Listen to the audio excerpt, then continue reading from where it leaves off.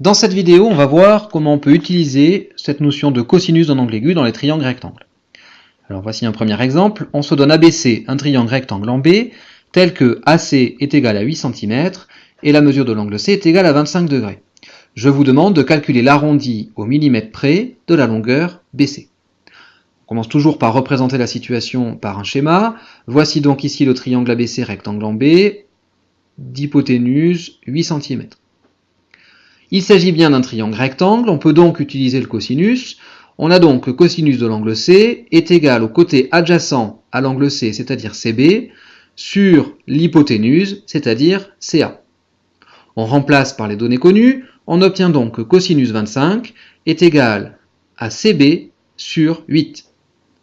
Ici, on applique l'égalité des produits en croix, et nous obtenons que CB fois 1, c'est-à-dire CB, est égal à 8 fois cos 25.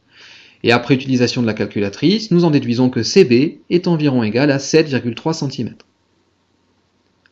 Deuxième exercice, EDF est un triangle rectangle en D tel que ED est égal à 6 cm et l'angle E est égal à 20 degrés. Je vous demande de calculer l'arrondi au millimètre près de la longueur EF.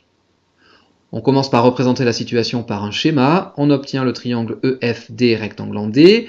Il s'agit bien d'un triangle rectangle, on peut donc utiliser le cosinus, et on a donc que cosinus de l'angle E est égal au côté adjacent à cet angle, c'est-à-dire ED, sur l'hypoténuse du triangle, c'est-à-dire EF.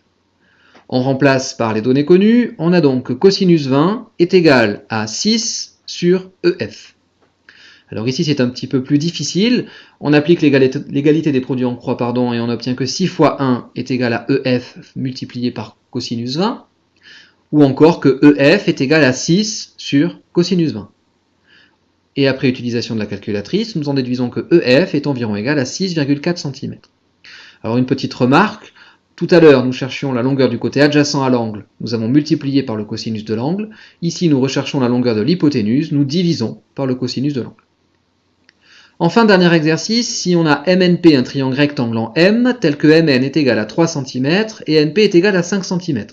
Je vous demande ici de calculer l'arrondi au dixième de degré près de la mesure de l'angle N. Voici la configuration. C'est un triangle rectangle en M, on peut donc utiliser le cosinus. Cosinus de l'angle N est égal au côté adjacent à cet angle, c'est-à-dire NM, sur l'hypoténuse, c'est-à-dire NP. On remplace par les valeurs connues. Cosinus N est égal à 3 sur 5. Alors ici, attention également, 3 cinquièmes est une valeur qui tombe juste. Le quotient de 3 par 5 est égal à 0,6. Mais il pourra arriver que dans certains cas, nous obtenons un quotient dont la valeur n'est pas exacte. La valeur décimale n'est pas exacte. Ce n'est pas une valeur décimale.